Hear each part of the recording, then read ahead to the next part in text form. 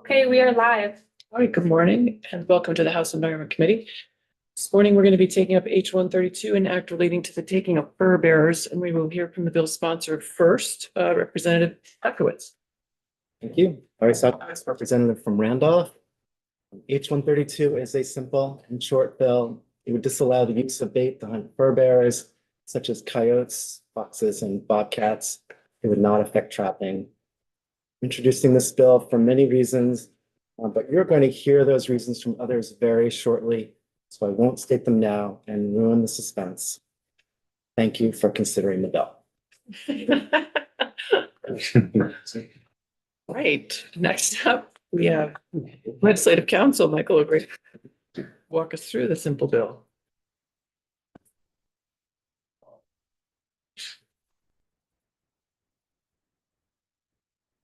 This is Mike O'Grady, Legislative Counsel. Before I go through the text of the bill, I want to just set some context.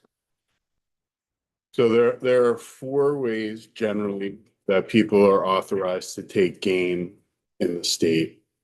They can trap fur bearers according to the rules of the statute and the rules regarding trapping, and if you have a trapping license. And that obviously does allow the use of bait.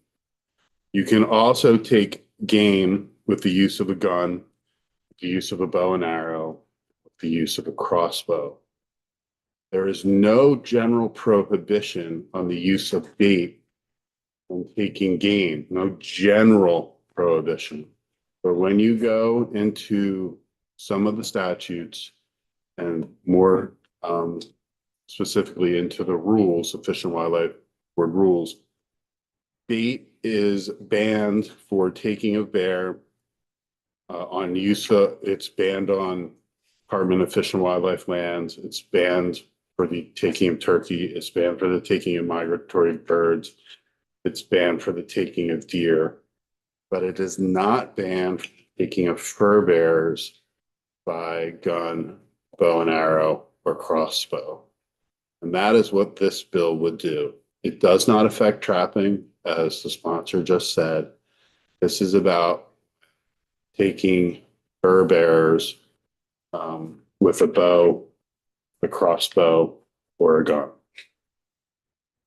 And before I get into the text again, I'm going to tell you what a fur bearer is. It's a beaver, an otter, a marten, a mink, raccoon, fisher, fox, skunk, coyote, bobcat, weasel, possum, lynx, wolf, and muskrat. So going into the text of the bill, Section 1, 10 VSA 4866 is added. There is a definition of bait that is provided. This definition generally follows the definition of bait. The Fish and Wildlife rules, there's actually a couple of definitions in the Fish and Wildlife rules. So this follows the most common. It's any animal, vegetable, fruit, or mineral matter placed with the intention of attracting wildlife. It does not mean animal, vegetable, or fruit matter placed by a person subject to the required agricultural practices as part of standard agricultural production.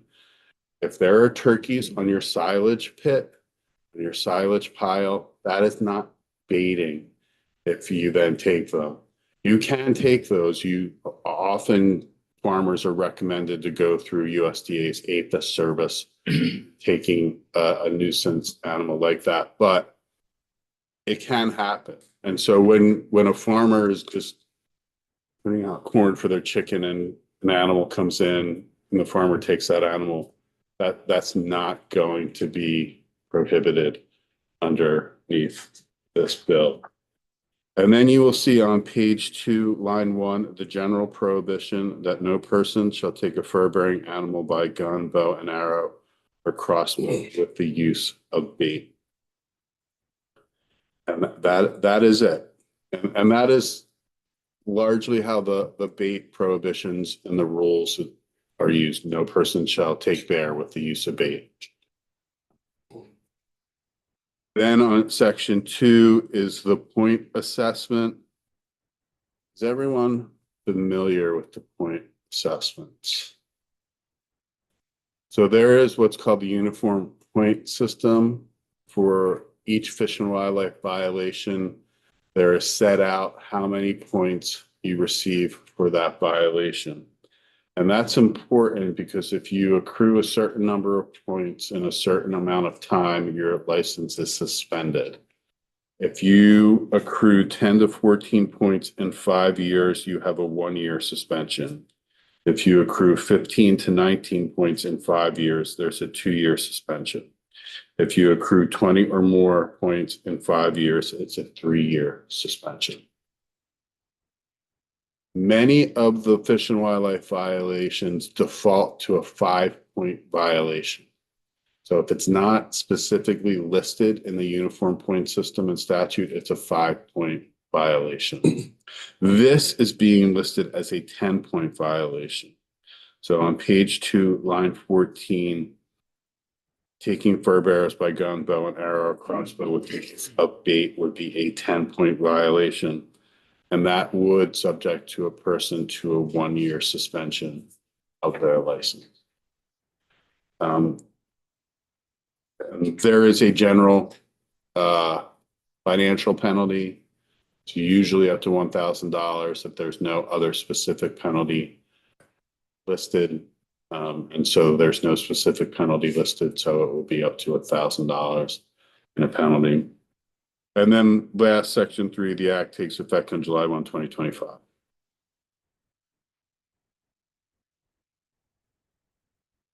And Bartholomew, then Austin. How many other things are listed here for 10-point there and where the asterisks are before and after? Are there others? It's A through Z and then AA through UU. So there are a whole bunch where they're 10-point. Yes. Okay, got it. Thank you. So I'm assuming that before this bill, people could use any bait to take any fur-bearing animal? There's no limitation right now on the use of bait to take a fur bearer with a gun, a bow, or a crossbow. So this would be a big change or just a tweak? I think it might be a change for taking certain types of animals. It may not be much of a change for taking other types of fur. Further questions for Legislative Council? Representative Weber. Is there an exemption for municipalities? For instance, trapping nuisance beavers that are plugging culverts?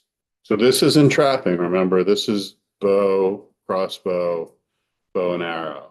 Trapping is not regulated by this. There is a specific section in law that allows municipalities to take beaver, rabbit, other fur bearer nuisance animals by trapping outside of the trapping season.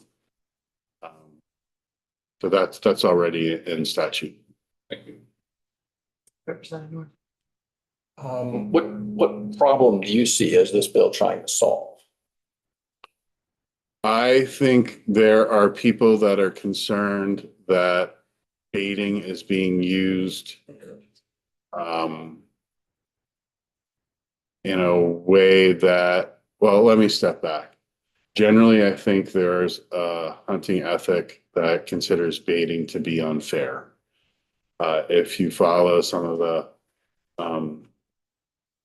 ethic about pursue and the fair hunt, this would not fit within that ethic. And when baiting is used, I think there are certain people that think it is violative of that ethic and can also lead to wanton waste. So this bill is really more of a solving a social problem rather than a conservation. We're going to hear from witnesses on this. This may not, you're welcome to try to answer Legislative Council, but he's not here to advocate for the bill. Other people will be Right. and I educate. understand from a legal point of view, but what category it falls into. I mean, legally, you have authority over the public trust of Fish and Wildlife of the state, and you set that policy for how they're managed. You've delegated a large part of that authority to the Fish and Wildlife Board, but you always retain authority to express what you believe is the policy.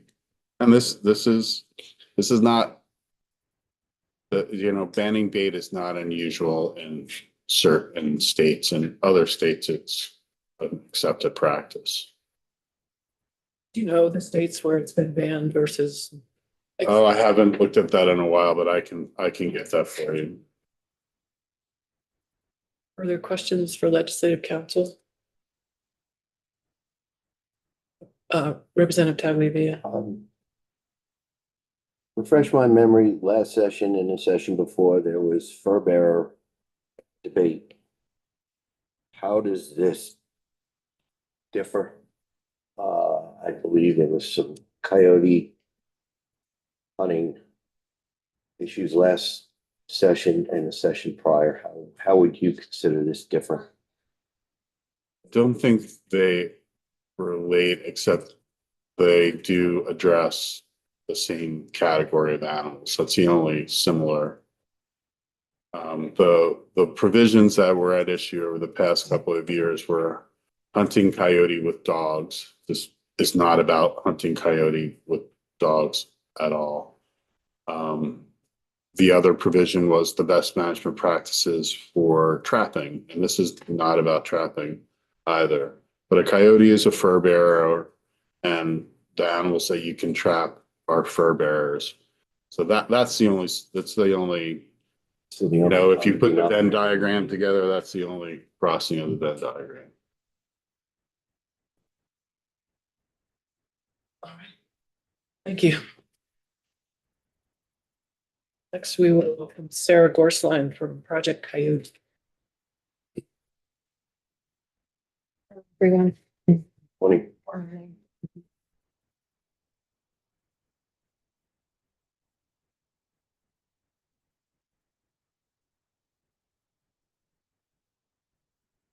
Good morning. My name is Sarah Gorsline. I'm a Grand Isle resident. I'm also the Vermont representative for Project Coyote. I'd like to thank Representative Sheldon and the entire committee for the opportunity to speak with you today about H132. I'm speaking on behalf of our Project Coyote constituents in Vermont and also on the organization's behalf. We have a science advisory board, which is filled with ecologists, biologists, and wild canid experts who guide our campaigns across the country. We advocate on behalf of wild carnivore species, and we advocate for non-lethal coexistence strategies with them, which we share with everyone from legislators to wildlife departments to farmers, communities, anyone who needs coexistence tools to help people learn how to live better with wildlife, especially with wild carnivore species. I'd like to start with just an overview of what role apex predators serve in Vermont. Our apex predators here include eastern coyotes, dispersing eastern wolves, black bears, fisher, and bobcats. These are all critical ecosystem engineers and regulators, as we heard recently about beaver and cougar in testimony before this committee. Apex predators regulate ecosystems through what are known as trophic cascades. This means that predation by apex predators of smaller mammals within the ecosystem is key to regulating those mammals and to everything down to songbird diversity, insect diversity, and plants on the landscape, essentially. They do everything from dispersing seeds in their fur and scat to regulating mesopredator species, which are raccoons, foxes, and skunks through predation. And so overall, they do things like increase bird and songbird diversity and reducing diseases like Lyme disease, which are carried by their prey. At Project Coyote, we understand the right of fair chase hunters to hunt for subsistence, while we advocate against hunting of apex predator species, since their numbers do not need to be managed by hunting, and they play an important ecological role in the ecosystem. I respect the role that Vermont hunters play in regulating the deer herd in the absence of our historic apex predators like cougar and eastern wolves. Unfortunately, eastern wolves are having trouble getting a foothold in the Northeast, partly due to the unregulated coyote hunting seasons here. So only Massachusetts and New Jersey currently have a regulated coyote season, meaning you can't hunt during pupping season, which is critical for these animals to get established. For example, eastern wolves are dispersing from southern Canada, but if we have a year-round coyote hunting season, often coyotes and eastern wolves are confused. And I'm going to pass around a handout with a couple of pictures, just comparing the two species. You can get an idea of how similar looking they are. And I'd love it if everyone could take a look at that. A note about wild carnivore populations. Scientific studies reveal that predator species generally have self-regulating and stable populations that don't require management by hunters. Their stable populations are different from populations of herbivores like deer, who are often overabundant in our current times due to the absence of historic large predators like cougar and a healthy breeding population of eastern wolves. To be clear, hunting predator species is a choice made by wildlife regulators like the Board of Fish and Wildlife, but predator removal is not a necessity. Anecdotally, we may see coyotes, bobcats, raccoons, and foxes throughout the state, and seeing these species around conveys a sense of abundance. It is a privilege of our relatively healthy ecosystems to witness these animals, but seeing them does not translate to accurate population counts and is purely anecdotal information. Furthermore, coyotes, foxes, and bobcats may be abundant in Vermont, but their populations adjust to available resources and conditions and to pressure from other predators. So it's normal and healthy to witness these animals in rural places, and it's a testament to the intact nature of Vermont ecosystems. Abundance, again, does not necessitate removal of wild carnivore species. And as such, harvesting ecosystem critical species is a choice, not a necessity. I'd like to talk about this bill in relation to baiting now. Baiting of wildlife is an important issue for us at Project Coyote for reasons which I'll lay out here. One of our primary missions at Project Coyote is a goal we share with legislators and with Fish and Wildlife. And that's to help prevent human-wildlife conflicts by sharing strategic wildlife coexistence tools with everyone from legislators to communities, town officials, wildlife agencies, and hunters and farmers to prevent conditions that create wildlife conflicts. Hunting of wildlife over bait is a public safety issue because bait creates the conditions for human-wildlife conflicts by drawing wildlife out of the wild and into human-habitated and cultivated spaces. Predators such as coyotes, bobcats, raccoons, and foxes who use bait as a local food source can easily become habituated to human areas, returning frequently to the same location to take advantage of this resource. Studies indicate to us that predators habituated to human spaces tend to have more conflicts with humans, livestock, and pets. Since bait may be found on or near properties that also house livestock, bait draws predators to that area, creating increased risk of livestock predation for farmers. Bait is also a neighborhood issue. If a bait pile is located on one property, wildlife species habituated to that bait can become problematic for neighboring residents who may have livestock or pets, or who simply do not want wildlife near their homes. One hunter's bait pile can impact the wider community, changing wildlife behavior and wariness. Just a note now about wariness. At Project Coyote, we often hear the rationale that hunting wild carnivores like coyotes keeps them wary of human spaces, thereby preventing future coyotes from coming to that area. As Vermont Fish and Wildlife states in their Eastern Coyote paper, quote, where significant reductions in coyote numbers are locally achieved, the missing animals are soon replaced with young coyotes moving in from other locations. So any local population reduction is only short term. That's our understanding as well at Project Coyote, that basically, as soon as a problem animal is removed, unless the attractant that brought that animal to the area is removed, you'll continue to see additional species coming to visit that attractant. So bait creates incentives for new animals to move into an area even when previous problem animals have been removed. It's the opposite of creating wildlife wariness. Instead, it habituates wildlife to a particular area, ensuring their return. Baiting is therefore counterproductive to the efforts of Fish and Wildlife and the hardworking game wardens who work so hard to prevent human-wildlife conflicts or conflicts with livestock to protect farmer livelihoods. A note about the species who are baited in Vermont and their unique diets. Coyotes, raccoons, and foxes particularly are opportunistic omnivores. This means that, similar to humans, they eat many different things, including rodents, fruit, eggs, vegetables, and insects. They also eat foraged carcasses and roadkill, which helps to clean our ecosystems in the process. Because these species are omnivores, they can also be drawn to bait used for herbivores, like corn used to attract deer and turkeys. For this reason, their diets connect them to disease concerns related to ungulates like deer and moose. If herbivores and carnivores are feeding from the same bait, diseases that affect both populations have the opportunity for transmission among and between both populations. I'd like to speak briefly about wildlife diseases and how they relate to bait. Hunting of wildlife over bait is also a disease vector concern. Baiting and supplemental feeding significantly increases the potential for both intra and interspecies disease transmission. It's well documented in scientific literature that baiting can increase the risk of diseases such as chronic wasting disease, brucellosis, tuberculosis, and other diseases affecting ungulates such as deer and moose.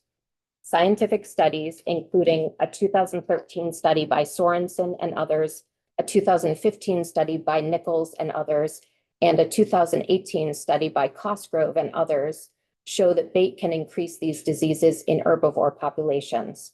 And I've included all of those studies for this committee to review. As I've mentioned, herbivores may share bait with carnivores, increasing the risk of cross-species disease transmission. Carnivore species can also contribute to the spread of highly damaging ungulate diseases like chronic wasting disease. For example, a 2015 experimental feeding trial found that animals can shed infectious prions in feces for 1 to 3 days after consuming meat infected with chronic wasting disease. And the extensive home ranges of carnivore species, which can be up to 16 square miles, enable widespread environmental contamination. Bait can also increase incidence of mange due to wildlife congregating closely in a specific area. Mange should be of concern to Vermont trappers, who may seek healthy animals if using the animals for food, fur, or hide. In a state where deer hunting is popular and widely embraced by the hunting community, and where venison serves as an important subsistence food source, it's essential that legislators and Fish and Wildlife enact regulations that serve the overall health of the deer herd and other ungulates like moose. It's ironic that hunters claiming to be traditionalists defend baiting of wildlife, given that bait can create disease conditions that threaten other Vermont hunters' prey, such as herbivores. There's also research from 2020 on parasite transmission in mesocarnivores like raccoons related to bait use. Because raccoons are opportunistic omnivores, eating anything as mentioned, they can share bait intended for carnivores or herbivores. Mesocarnivore species like raccoons, foxes, and skunks can prey upon improperly secured backyard livestock, also leading to the potential for disease transmission among livestock. Raccoons and skunks are also sometimes prey for larger carnivores, which puts those larger animals at risk if they're carrying parasites or other diseases. So in conclusion, I'd like to say that humans impact ecosystems no matter what we do. Ecosystem health is intricately interconnected and involves animals, insects, plants, water, the air, and soil in a given location. Introducing bait into an ecosystem is an artificial condition, which creates public safety challenges and disease issues for wildlife. While bait may make hunting easier for some hunters, at Project Coyote, we believe that easy hunting is not fair chase hunting. The concept of fair chase originated with the 19th century conservationists like Theodore Roosevelt, who condemned unsporting practices such as hunting animals trapped in deep snow. A modern equivalent to these unsporting tactics might be things like night scopes, scent lures for animals, or whacking of wildlife, which means wildlife killed with vehicles or snowmobiles, which is still legal in many states. These are all issues that Project Coyote works to combat as unsporting practices, with the foundational understanding of how important wild carnivore species are to ecosystems. And I just wanted to mention that the concept of fair chase, basically, we believe that ethical hunters take pride in their skills and role as stewards of America's outdoor heritage. Wildlife baiting contradicts the principles of fair chase that generations of sportsmen have upheld. When animals are drawn to artificial food sources, it diminishes the authentic hunting experience, the skills of tracking, understanding animal behavior, and the chase. Even more concerning, bait can be misused to lure game from public lands to private shooting operations. This practice undermines the tradition of equal access to wildlife, which belong to all Vermonters. Baiting wildlife artificially moves animals into new locations, giving an unfair advantage to hunters who bait over other hunters or wildlife watchers. Just as sportsmen of the past fought to end overharvest of species and preserve hunting for future generations, today's hunters must protect fair chase principles and public access to ensure everyone has a genuine opportunity to experience the challenge and reward of ethical hunting. Thank you for the opportunity to speak today on behalf of Project Coyote, and I'll take any questions. Thank you for your testimony. Do members have questions? Representative Austin? Yeah. I do wonder if this is going to calm down in terms of the decision to the science and data. And you presented data on, the fact that bait can increase diseases and animals can shed, I guess, contamination free. But you made some other statements, and I'm just wondering if you have or could get us data on like the incidents with human beings and overbait creates conflicts. Some of the other statements you made. If you Sure. Not a lot, but just to substantiate some of those statements you made. Some community conflict examples, for Yes. example. Yeah. Like how many conflicts are there? And Okay. Will you make a statement just if there is some data to back it up? Sure. I'm sure I can find out. So Okay, I will that'd be get back to great. you. Yeah. Thank you. Appreciate the question. And members probably are aware, but Ms. Forslane submitted a lot of Yeah. material, which I assume is part of what you quoted from. Yes. Further questions, Representative Pritchard? So a couple things, Sarah. Sure. I just want to understand, obviously you've made yourself clear on the position of baiting. But during your testimony, you've also kind of made it clear to me that that you really have there's no room for any type of apex hunting. I mean, you mentioned night scopes, you mentioned trapping. I mean, do you feel that fur bears, specifically coyotes, Shouldn't be hunted. shouldn't be hunted, shouldn't be trapped, that resource shouldn't be utilized at all? Our position at Project Coyote is basically that these animals are critical to our ecosystems. Their populations are stable without hunting. They don't tend to explode like we hear often at Fish and Wildlife. Our data shows that they stabilize and they don't continue to grow. So hunting isn't necessary. So I think my point was that hunting apex predators is a choice. And currently in Vermont allows that. And so we support, Fish and Wildlife in what they allow. But we would advocate against hunting of apex predators simply because they are critical to ecosystems and they serve a really important role. For example, coyotes eat over 1,000 rodents each per year. So they're doing a really important service to our communities, for farmers, for landscapes. And I think we would look to some of those benefits and weigh that against, we're not against, for example, we understand when one animal becomes a problem, for example, on a farm. And our nuisance law in Vermont allows removal of a problem animal, on a farm, anywhere, on any landscape, essentially, if it's a private property. So it's not like we would take issue with someone removing a problem animal, but I think what we're trying to say is these animals are critical to our ecosystems. So hunting them is a choice.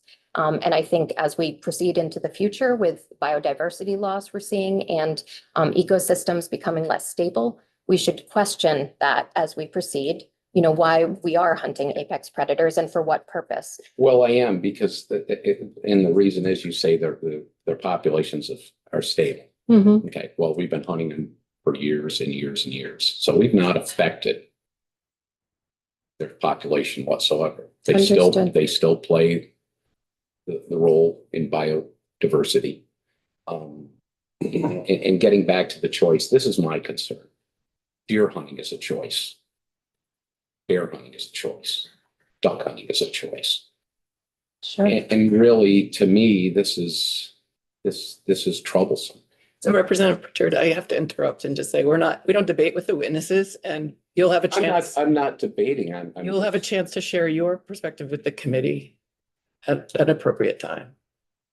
I appreciate the question, and I would say that I stated in my testimony that the reason I very much support deer hunting is that serves a purpose right now in an ecosystem, right? We don't have the large predators that prey upon deer, and so we have an overabundance of deer. We have, many, many car strikes every year that endanger people and, kill deer. And so I see Vermont hunters, deer hunters, playing a critical role in ecosystems at this point because we don't have those larger apex predators. So I would just clarify that. I would also say that this bill isn't about trapping, and I didn't really mention trapping at all in my testimony. So I just want to clarify that. I mentioned things like night scopes, scent lures, and whacking using vehicles, which are all things that I personally and Project Coyote believes are just not ethical ways to hunt animals. Yeah, as far as the baiting thing goes, obviously farmers have been, you have dead cow, that's been occurring for a Sure. while. So Sure. since I was a kid, you have natural kills in the woods that still attract animals, and I don't see any evidence of, this has been going on for decades. All right, I'm going to We call cut- this, we're going to put an end, and we have witnesses further. Well, she brought up about the disease thing, Chairman Sheldon, and I'm just trying to, where's, there's a big concern in your testimony. I read it about the raccoons and so on and so forth. You're concerned about disease, Mhm. but I don't see the evidence of that. Okay, well, that's why I provided scientific papers to back up. So I'd love if everyone could take a look at those and check those out. I appreciate the questions. Thank you. Thank you for your testimony. Thank you so much. Yeah. Appreciated the opportunity. Up, we have Chris Bradley from the Vermont Federation of Sportsmen Clubs. Forgive me, I have a PowerPoint. Can I share the PowerPoint with the rep, or do I have an HDMI plug in for this? Yes, you can. You need to get connected to it. So She can either run it there or have a memory stick. Excuse me, I'm sorry. you need to, so for future reference, we have set that up in advance and you do need to run it yourself. Sorry. Do you have an HDMI? Can I show my PowerPoint? You need to join the Zoom room to show it.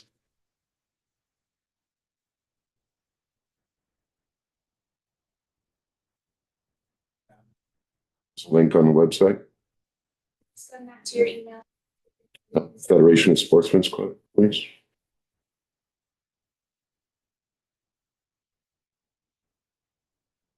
We take just a couple minute break. Chairman Sheldon, just for set this up.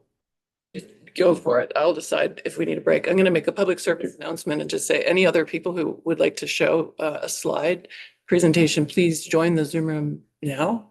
If you're listening or watching, that would be really helpful. I do apologize. That's all right. What happens?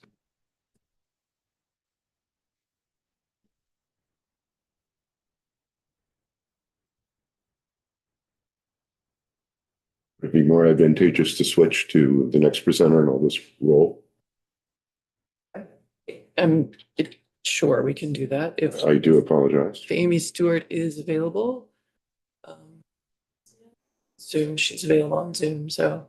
Yep, I can go ahead. Thank you. Great. Are you? All right, welcome. You are now with us for Zoom. Hi there.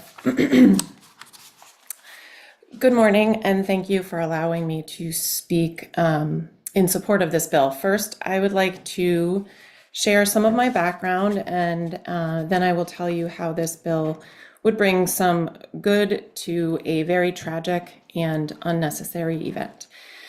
And I will just apologize ahead of time for any emotions that may show up. My name is Amy Stewart, and I was born and raised in Dummerston, Vermont. My childhood was pretty great. Growing up very close to my dad's veterinary practice, I was always around animals from a very early age, attending large animal calls with him, as well as taking in a variety of strays. We freely roamed the woods around my parents' 10 acres of land, along with our dogs. This practice continued even after I moved to New Hampshire with a family of my own. My siblings and I always looked forward to taking our dogs back to Vermont to hike the trails and allow them to run free. My 4 children and my husband grew to love the time spent in Vermont as well. In 2015, we rescued Sadie as a 2-year-old black lab mix. Our children had wanted to get a dog for so long, and we finally had the space to do so. Honestly, I was the last person to want a dog, as I already had my hands full with 4 children, ranging in age from age 4 to 13. But Sadie quickly became my best friend and therapy dog. She and I connected in a very special way. On November 22nd, 2023, all of this changed. My whole family, 17 of us and 3 dogs, traveled to Vermont to my parents' house for Thanksgiving, as we do every year. Besides myself, my dad, Ron Venema, was Sadie's other favorite person. She knew he was a sucker for her longing looks, and she couldn't wait to get out and run in the woods. A little before 5 p.m., they bundled up and headed out. It was a bit slippery as there was a couple of inches of fresh snow on the ground, so I worried some about my dad. And when I heard the front door open, I felt relief that they were back, but that quickly changed.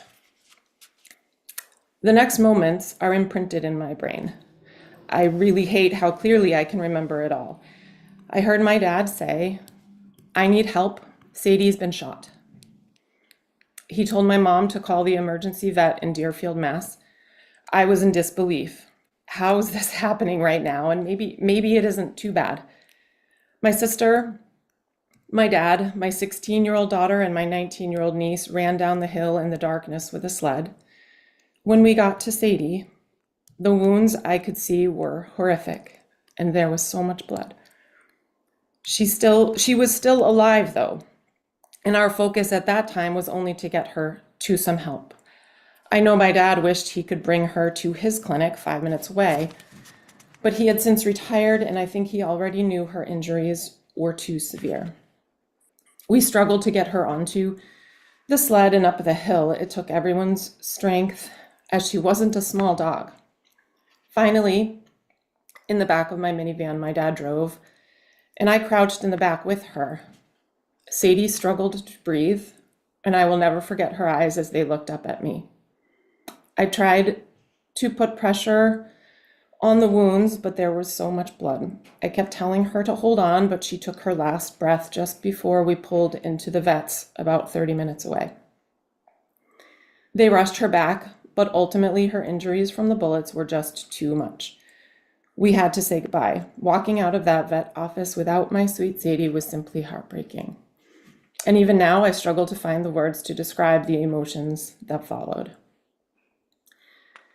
The next several days were a blur as the details of all that happened came to light, and we spent hours speaking with both the state police and the Fish and Game, which is not typically a normal event over Thanksgiving Day. It was very unusual for Sadie to venture over to the neighbor's property, as she usually ran the trails in the woods in the other direction. But that night, she was attracted to a bait station that was about 50 yards from my parents' property line. What dog, especially one with a strong prey instinct, can resist the smell of fresh meat?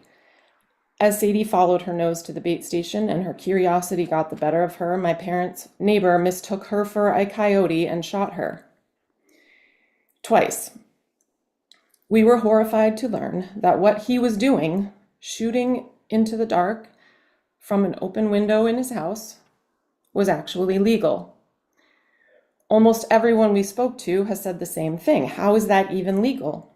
My dad was standing right there, not that far off, and he will never forget her piercing cries when she was shot. On Saturday, it was time to return to our home in New Hampshire. The family time that we had looked forward to every year was coming to an end, but it didn't even feel like it had begun. We had to pack up all of Sadie's belongings, and I had to listen to her crate that she slept in every night rattle in the back, empty. I turned onto our road where I walked her every single morning and burst into tears. I wanted to comfort my kids. They each were dealing with all of their own emotions, but I kept falling apart myself. It was so hard to adjust to a home without Sadie in it. And even now, over a year later, I still expect her to climb up on the couch to snuggle. It's hard no matter what when you lose a pet, but the tragic way in which we lost Sadie never should have happened and could have been avoided. My parents have lived in Vermont for over 50 years, and they know and are friends with many hunters. So many of them reached out to say that what that man was doing was not hunting, simply killing. And it is the same with my husband's family. He grew up in northern Maine, where many friends and families still hunt. This is not hunting. This man claimed to be killing coyotes to reduce their overall population, but we have read many studies stating that that practice only increases their population. The coyotes and other animals that are killed were not threatening any other animal or livestock. My parents' other neighbors are now frightened to be outside with their own dogs. I know that there are many facts and scientific reasons that will be presented in support of this bill. I agree with all of them. But for me and my entire family, the biggest reason that we would like to see this bill become a law is that we would be able to say that perhaps what happened to Sadie could spark some change. Perhaps some good can come out of our incredibly painful experience, and other pets and pet owners could be spared from such tragic events. Thank you again for having me, and I am happy to answer any questions that anyone may have. Thank you for your testimony. Incredibly sorry for your loss. So Thank you. sharing that. Members have questions? I'm not seeing any questions right now. Thank you again for joining us and sharing your story. Thank you.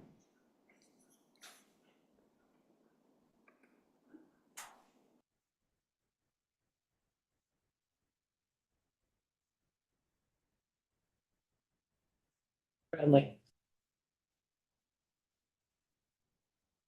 Give the technical difficulties. I can now share. Yes, you'll be able to share your screen. Please.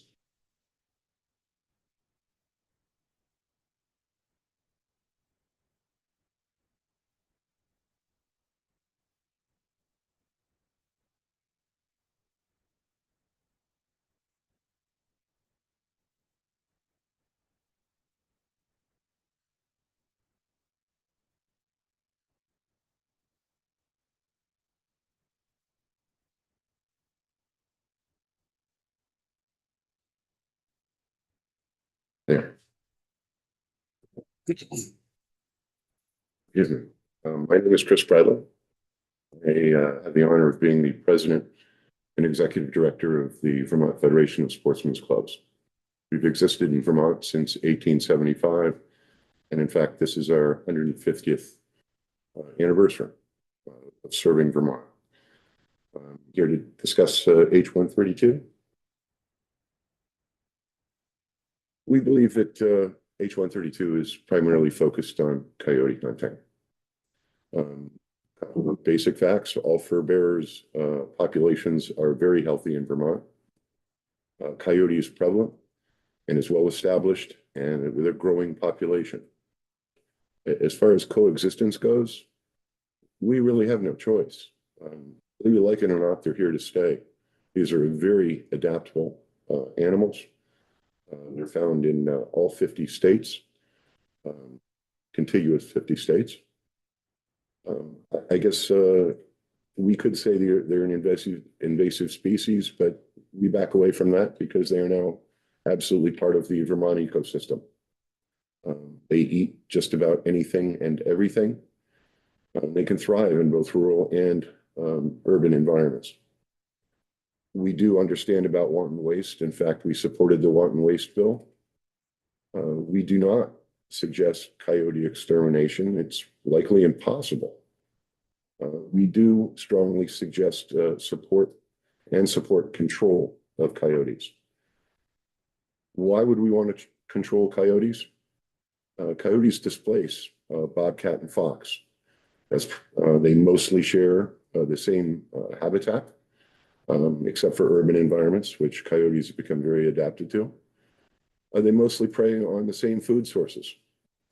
So if we want to see more deer, rabbit, nesting birds, squirrel, and turkey, these are all favorite food sources of coyote.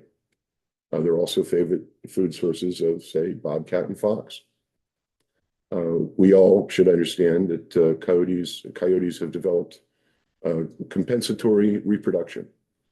Their population rises and falls basically based on the availability of food as well as their corresponding population. When there's more food, they breed once a year. We're going to see 6 to 8 pups a year. When food is scarce, we're going to see less, 1 to 2 pups a year. As we've heard, coyotes theoretically will not exceed the carrying capacity of the land. The problem is we don't want that. They will likely survive anything we do, but we cannot do nothing. As mentioned previously, coyote is a disease vector for both pets and humans. Mange, rabies, canine distemper, worms, ticks, and other parasites, which do and can be transported across species. Let's try to understand that a coyote is a predator, and a predator is an organism that lives by preying on other organisms. Traditional hunting of coyote is exceptionally hard.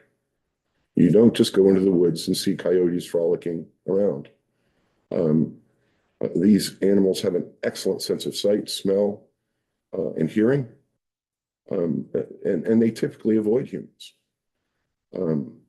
When you're looking to hunt coyote, you have to consider your position, the noise you're making, the clothing you're wearing, whether you're upwind or downwind. These are simply very wily animals. And in fact, they are considered by many to be the most challenging animal to hunt. Something else we need to understand is baiting coyote does not ensure kills. They are exceptionally wily. They're very wary and they're smart. And more than that, they learn. So over a bait pile, if you take a coyote, other coyotes are going to start to be very reserved about that. And they're incredibly adaptable. As I mentioned, they're found in both rural and urban settings. And they can dig under fences and clear 6-foot fences without breaking a sweat. So as far as telling our farmers put up better fences, it doesn't work. Why to try to control coyote? Well, as I usually do, I do a great deal of research, and frankly, I was quite surprised to find 10 VSA 4833. It's under the game. The commissioner shall develop a coyote control program for implementation in those areas of the state where he or she has determined that predation by coyotes is posing a threat to domesticated animals, deer, and other wildlife. In no event shall the program use poison. Why? This was developed in 1985. Why did the legislature ever do that? 40 years ago.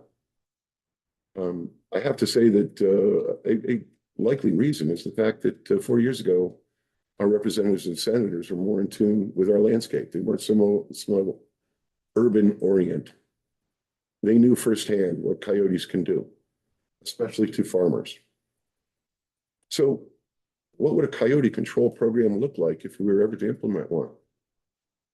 It would be baiting, because that's how you can effectively hunt a predator. And it's what the USDA, the U.S. Department of Agriculture, has used for years successfully. Why do we want to try to control coyote? It's a public safety issue. May I have the permission to show a couple of quick videos? They're not graphic? Yes. Yes. Let's see here.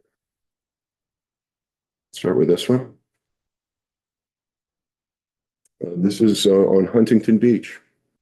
This is a family with a little kiddo. I hope you can see this okay. I'm just going to start it up. Little child is here. Here's the coyote coming in.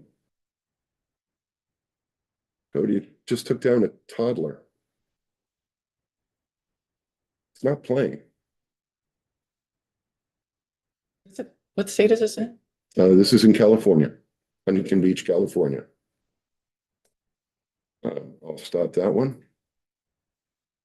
Let's take a look at another one. These are very quick.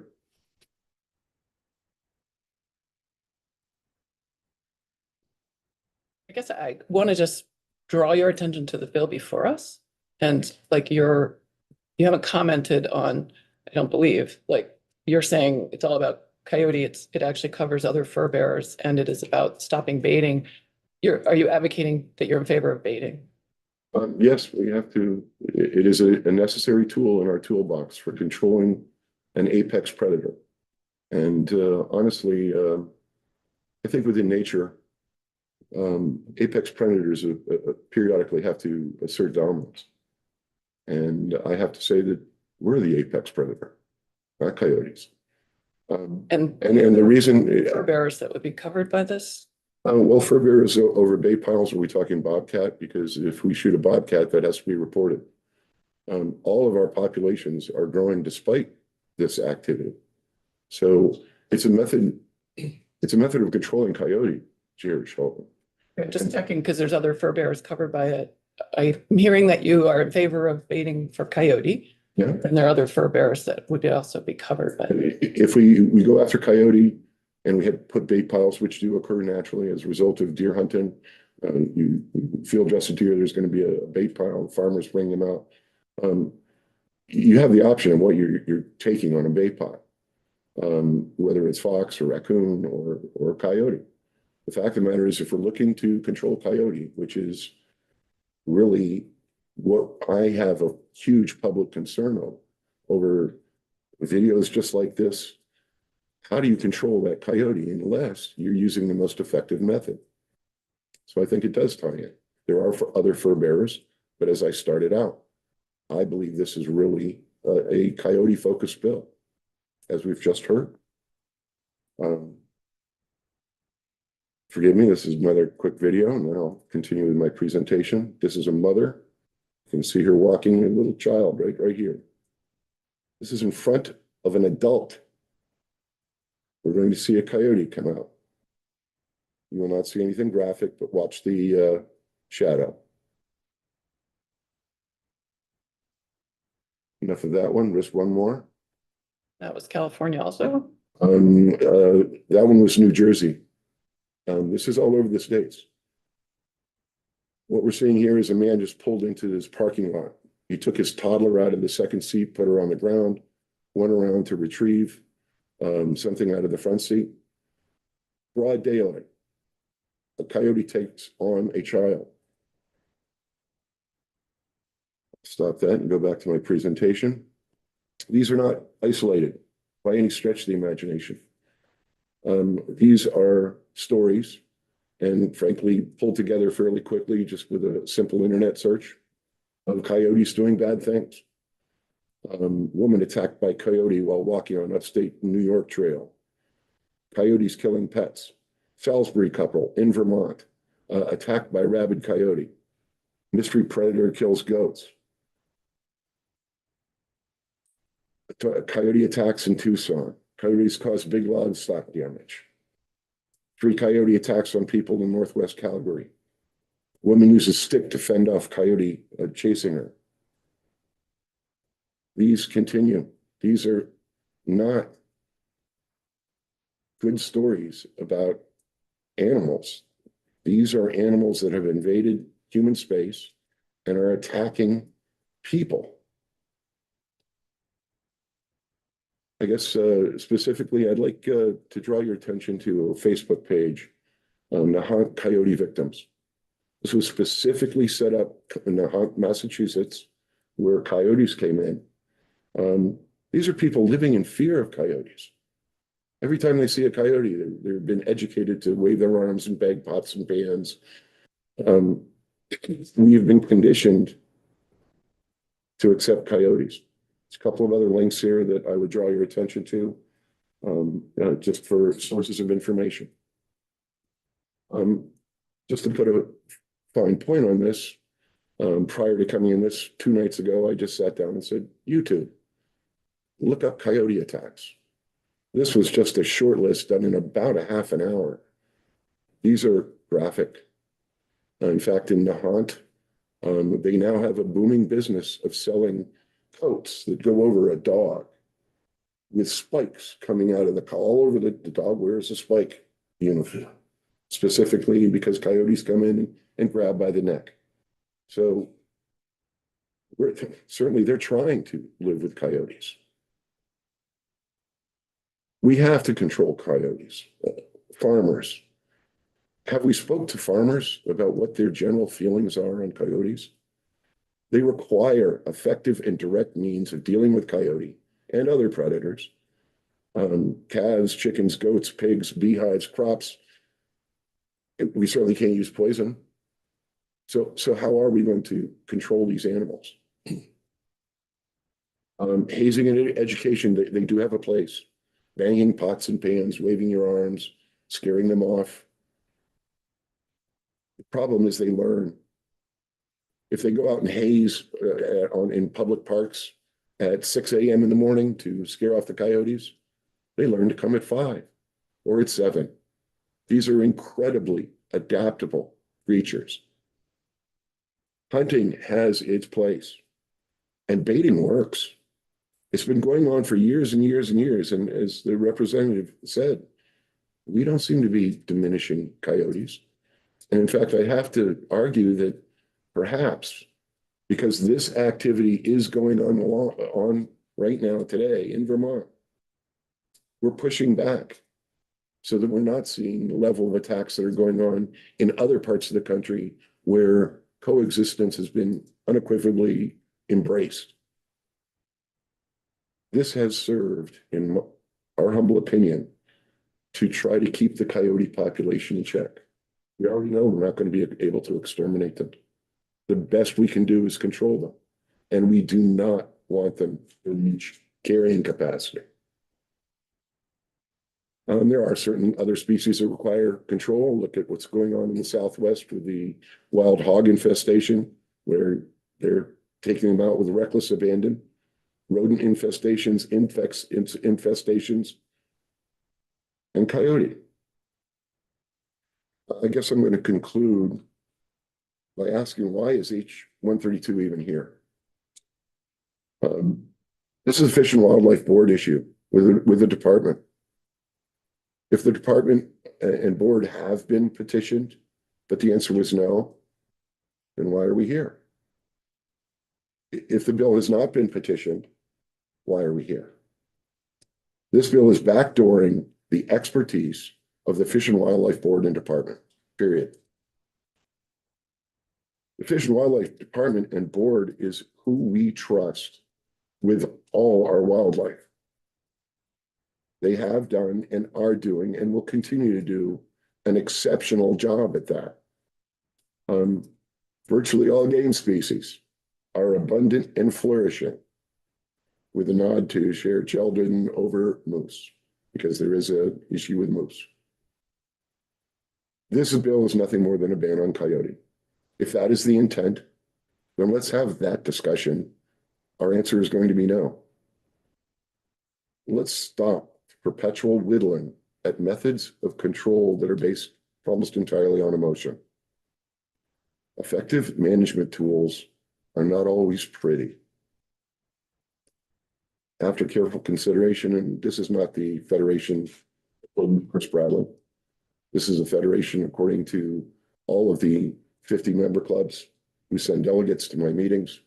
And I report to a board of directors. We had extensive discussions about this. Ethics versus public safety. We came to the conclusion that no to H132. Is there any questions? Thank you for your forbearance and my scrubbling around. I thought I would do a presentation as opposed to just reading endlessly to you. Thanks for your testimony. Representative Chapin. Yes, ma'am. Thanks for your testimony. I am just wondering a little bit about a lot of your statements conflict with some of the scientific studies that have been presented to us already on certain species. And I just wanted to mention and ask you about when I go to the Nahant Coyote, the town of Nahant, Massachusetts, and look up, I just Googled the Nahant Coyote human conflict. And the first thing that comes up says intentional and unintentional feeding can lead coyotes to associate humans with sources of food, which can result in negative interactions among coyotes and people. So if that's what their scientific underpinning is for their response and management plan for the conflicts that you're showing us via video of the conflicts between coyotes coming into urban areas and engaging with children, just unintentional and intentional feeding, drawing wildlife to piles of bait. Doesn't that sound like those are a direct linkage? I would suggest that out in the rural landscape, when we're drawing coyotes in, we're preventing them from moving into urban areas. The fact of the matter is, they're smart. They figured out that humans need food, either directly or indirectly. That could be in the rural environment around farms and even houses with compost and that sort of thing. But where they've been particularly successful is adapting to urban situations. Frankly, it's scary. I mean, to go out, there are walking your pet on a leash and having a coyote attack it and kill it right in front of you. So because of that concern about how they adapt to human populations, are you in favor of extirpating? If it was possible to get rid of coyotes, is that? No, they're part of our landscape. You will not be able to exterminate coyotes. I know that's your opinion, but I'm wondering if we're able to. No, I feel like that's the goal. That's not my goal. We've never advocated extermination. They serve, as been pointed out, they do rodent control. There are positive aspects to predators. It's just this particular predator really doesn't have anything above it. That's only us. Other than us, yeah. And then it seemed like you were making the point that baiting is pretty much critical to being able to successfully hunt coyotes. Do you have data to demonstrate that? I will certainly look for some. I'd be happy to. From my own direct experience, I buy a hunting license every year. I'm not a dedicated hunter as many are. But I certainly represent sportsmen and have talked to a number of them. I've been out in the woods hunting deer.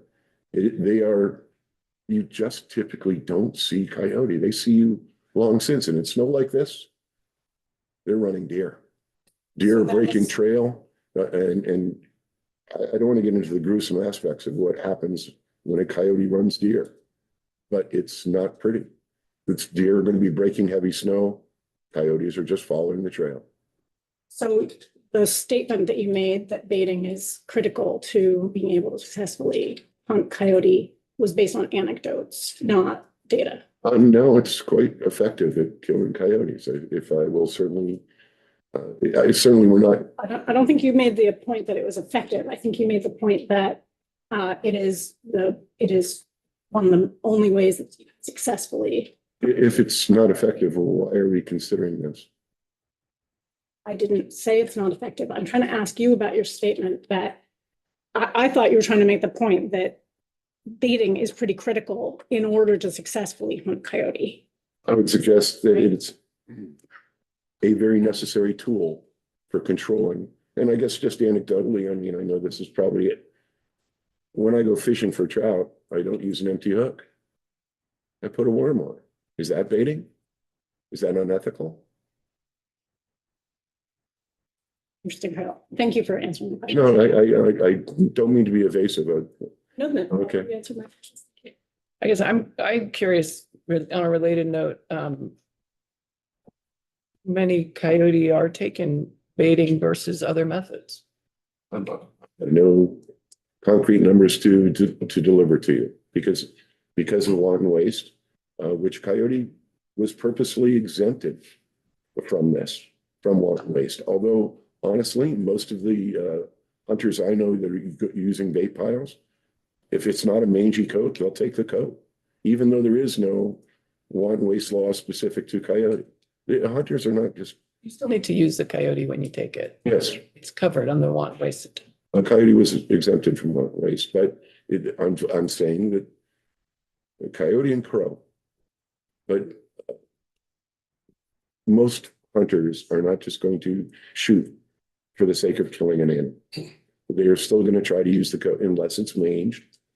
They will try to use the coat. Representative Tagliavia, then did you have it? Oh, Bartholomew and then off. In an attempt to help answer Representative Chapin's question, do you think it's a direct result of the methods that we're currently using today that we have not seen? Two things. Number one, conflicts, a lot of conflicts with coyote, and number two, an explosion in their population in the state. Yes to both. Representative Bartholomew. You mentioned concern about infectious diseases and parasites common. Essentially, everything on the list would require direct contact between a human or a pet. And despite the videos, I think direct contact between humans and coyote, as you said, they're also you don't see them. They run away if they see you coming. So why are these infectious diseases important if there are a number of incidents of direct contact between pets or humans and coyote are rare? Well, we haven't seen them, but certainly rabies is something we can all agree is Direct contact again, you got to be directly contacted. with them. indeed. So yes, there has to be direct contact in most cases, and that occurs through bites or domestic animals being bitten and then transferring that Which to is humans. uncommon, right? Very uncommon that you're going to be bitten by a coyote or have direct contact. Yes, it would be uncommon. Representative Austin. Can you think of any method of baiting or trapping that would only target coyotes? I mean, I was thinking something hanging from a tree or, that really only coyotes would.